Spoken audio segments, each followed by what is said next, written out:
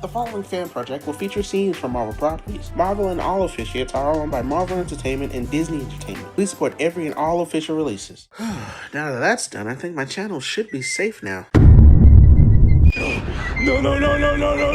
Wait.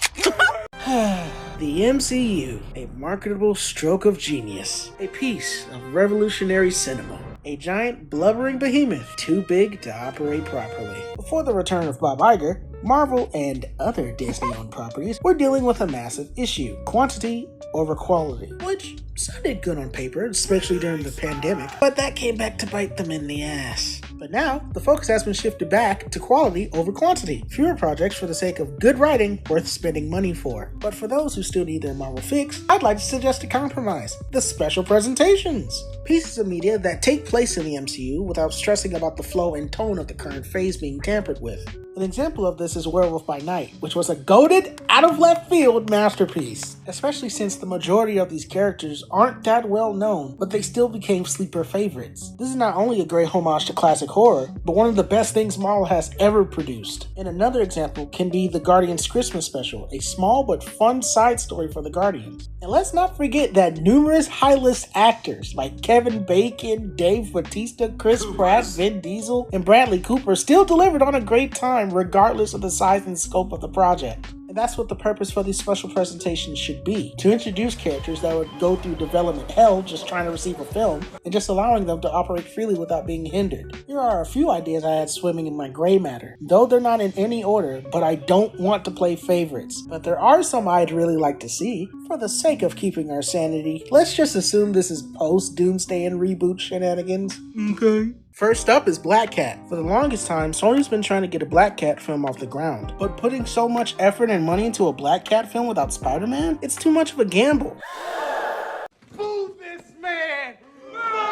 I'm not saying she can't lead a film, but it will be too much of a risk. That's why special presentations are made for characters just like her. Her presentation can center around a heist she's executing, and handling challenges as she goes. For example, coming into conflict with the Magia, similar to how the Insomniac Spider-Man games presented. We could also possibly get some cameos from Spider-Man himself, like an audible cameo from his web shooters, or put an old Parker boy to sleep by putting that dang on him so she can go out and handle her business like a real woman. If she received a special presentation, this can help audiences become familiar with her, sets her up as a supporting character, along with reintroducing a classic character, and confuses a whole new generation of fans. Our next entry is the Alpha Flight. No, not this one. No! God, please, no! I'm talking about this one. Now, don't get me wrong. This Alpha Flight might not be a premier team like the X-Men or Fantastic Four, but there's still some potential for some breakout performances. Keep in mind, before the MCU, the Avengers were nowhere near as popular as they are now. Even though their last few comic runs are inconsistent dookie, they're still popular. So what's to say the same won't happen for the Temu Canadian version? Okay, I'm kidding. But there is money to be made with Alpha Flight. Despite the team being created to make Wolverine look cool, there's still some team members that are just as cool. There's Guardian, there's Puck, Sasquatch, the twins Aurora and Northstar. Boom is a very important person in X-Men lore. Speaking of X-Men, we could get cameos, expanded lore, making it possible to introduce the X-Men themselves, seeing as most of the villains they face are mutants. You may be thinking, these are nobody heroes. You may not know this team, but deep down, we recognize Alpha Flight. For example, our man Puck. He's popular enough to be on both teams, but the less we think about that team, the better. And I know a special someone who can bring this special hero to life. 248 pounds. It's Taz! But I digress. Our next presentation will feature the Agents of S.H.I.E.L.D. with Sharon Carter as the lead. When you think about characters who didn't get a fair shake in the MCU, Sharon Carter comes to mind. This ain't a diss to Peggy, but when it comes to importance between her and Sharon, there's not even a debate. Hell, it took 200 issues to learn Peggy's name. And by then, he was already dating Sharon. Sharon was Steve's day one. From comforting him while losing his powers when he turned old, to getting brainwashed by Hydra, she's America's baby mama. And for her to be treated like a glorified babysitter is disrespectful. So let's get it right this time. Story is simple. Sharon enters S.H.I.E.L.D. with hopes of carving a legacy for herself, just like her wartime aunt. You could face struggles like being called a Nepo baby or the day-to-day struggles of being a SHIELD agent. Because I have a feeling that shit's not fucking fun. The special could introduce characters like Hit Monkey, GW Bridge, everyone's favorite LMD, Dum Dum Dugan, and Phil Coulson, who could be a mentor to her. Everyone's so used to SHIELD being faceless soldiers, getting used as cannon fodder for big villains, when there's actual depth in the characters. And as much as I love him, this ain't the Samuel Jackson show. Our next entry is the Power Pack. The running gag of the Power Pack is their breakups and many reunions. So instead of dealing with the acid trip that is their backstory, this presentation is going to center around such reunions. The special will focus on Katie, who's feeling lonely due to her siblings being distant, with Alex and Julie now moved away with lives of their own or whatever, and Jack spending more time with his friends. Katie struggles to find friends because of her superhero status. When the Snarks kidnap their father to make the antimatter engine, Katie and Jack dig up their old spaceship Friday. Wait, they have a spaceship? And why is it called Friday? Dude, it's a long story. They go to search for Alex and Julie, which causes some awkward moments for their personal lives, which gets way worse when all four are reunited. The family melodrama writes itself. Alex is tired of being roped into intergalactic affairs. Julie is tired of superheroism getting in the way of her relationships. Jack just wants a normal life. And Katie just wants to keep fighting bad guys with her family. Honestly, this special could be written like the Goofy movie. A nice little family romp. Maybe we can get a musical number from Dazzler. You little piece of shit! And if the special works out, this could be a soft pilot for a TV series for younger fans. There are several volumes worth of stories to adapt if they truly wanted to, especially for Julie and her ventures as a standalone superhero. And good God, that's a rabbit hole within itself. Please get me out of this thing! Anything to get the Thundermans off TV. Up next is Brother Voodoo. Similar to previous entries on this list, Brother Voodoo has a pretty wonky backstory as well, but that shouldn't stop us from introducing him. His special presentation could be introduction not only to his character, but to his abilities and unraveling the underutilized side of the Marvel Universe. He could be given the Werewolf by Night treatment, which could leave him open for future installments, for example, a Midnight Suns project. I'm really sorry if I'm not diving deeper into this, but despise not your small beginnings, guys. Most movies try to focus on a hero's origin story or their most famous storylines, but Brother Voodoo is a blank check. You can really do anything with him, because he has nothing really to go off of.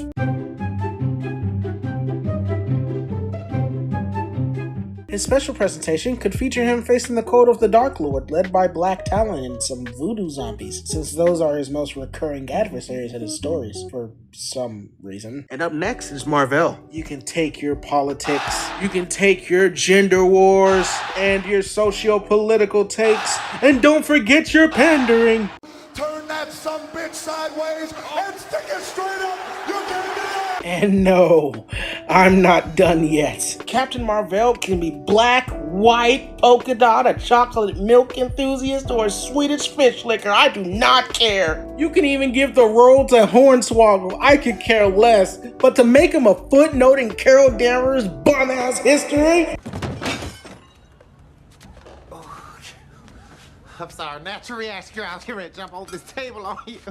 I'm not bothered by the fact that they made him a woman. I'm mad that they made him Uncle Ben. Remember how impactful the death of Wolverine was? Yeah, Mar-Vell's was that times 1,000. One, because it was the first major Marvel character death, and yeah, I know. Cap, Bucky, Jean, blah, blah, blah, blah. They came back. Mar-Vell didn't. And two, his death was unique in the landscape of comics, exploring a side of Mar-Vell not seen in most superheroes. This, along with volumes of history hand-waved away in the Captain Marvel movie. But what is this story gonna be about? Oh, for fuck's sake! It could be literally anything. Maybe an adventure with Rick Jones, or maybe his venture during the Skrull Kree War. Literally anything better than what you guys did in the movie. Let's move on. Our next entry is She-Hulk. Anything but this. Let's move on. And our next presentation is... Oh, Nazima, you can't do that. You gotta go back. Come on, do I have to? Yes. Yes, you do.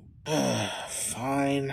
Okay, first things first. While I didn't enjoy the show as much as I wanted to, Tatiana Maslany brought She-Hulk to life, which was a pretty accurate portrayal, I can't even lie. The main issue wasn't with the actress, it was with the subpar storyline and the BS surrounding it. Her special presentation could still be a comedic court drama, but it could help further introduce other street-level heroes and villains, helping that side of the Marvel Universe flourish in its own way. It could star a more comic-accurate version of Demolition Man, who's seeking to be put on parole. I don't know, something better than She-Hulk trying to shake her concrete ham hocks. And our next presentation is the Juggernaut! Yeah, it's the Juggernaut, bitch! Look, I know what y'all are thinking. Out of all the X-Men villains and characters, why the Juggernaut?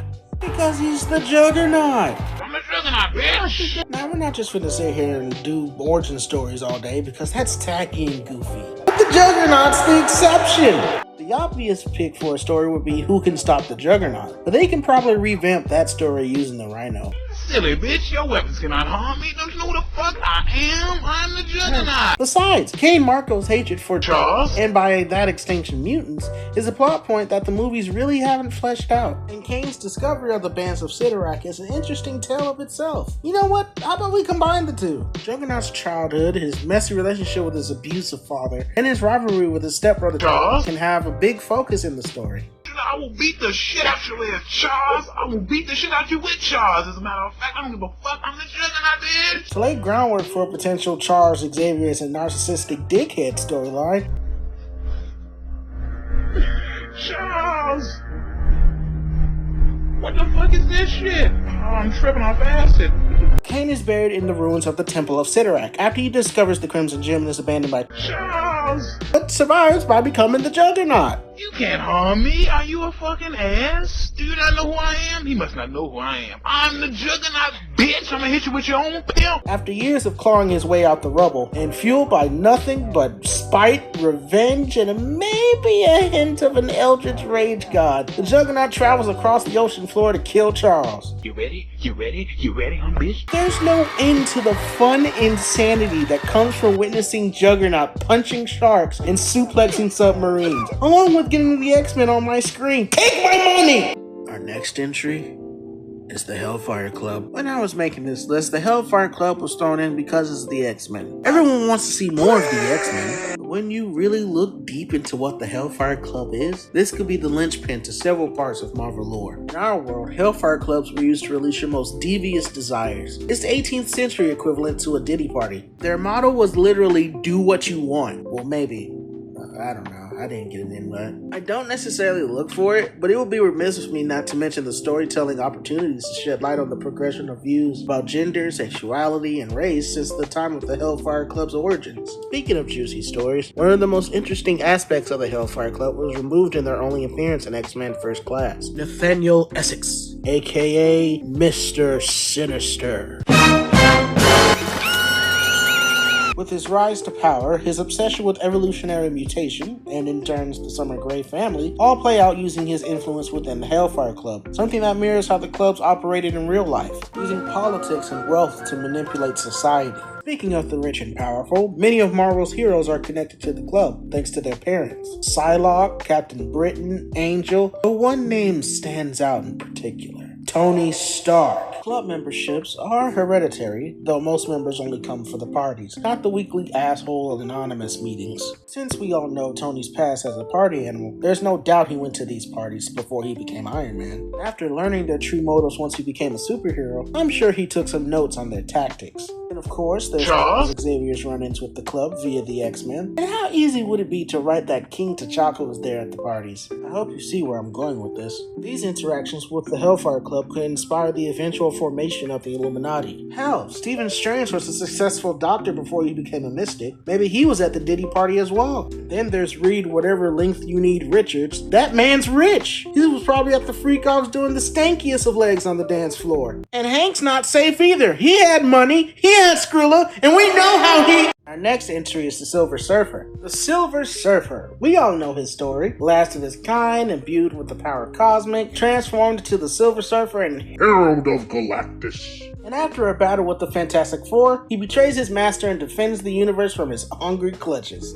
And that's where people stop when it comes to the Silver Surfer. But that's wrong. He's got into some shit. He didn't surf around the galaxies doing nothing. He battled Thanos. He was a guardian of the galaxy. And in his recent runs, he's been Doctor Whoing. There's decades of rich history and run-ins with Galactus. His special presentation could take place after his betrayal against Galactus, going around the universe trying to repent for his previous employer's actions. Or it can focus on the restoration of his home planet after he was eaten by Galactus following his betrayal, which has happened in the comics. Also, fair warning, I am making this video before Fantastic Four officially releases tomorrow, so I don't know how they're gonna use this character in the movie. But it is fun to use our imaginations. And since we're on the topic of the movie, please guys, please don't be goobers and spoil the movie for people who haven't seen it yet. At least wait like 1 or 2 weeks before you spoil it. Or, let me detract that statement, don't spoil it at all. I really do hope you guys enjoyed this video, and if you guys really enjoyed this video, I don't mind bringing in another 10 Marvel characters that deserve special presentations. I hope you guys have a good day. God bless you, God keep you, and Nazma out. Peace. I see you, Larry.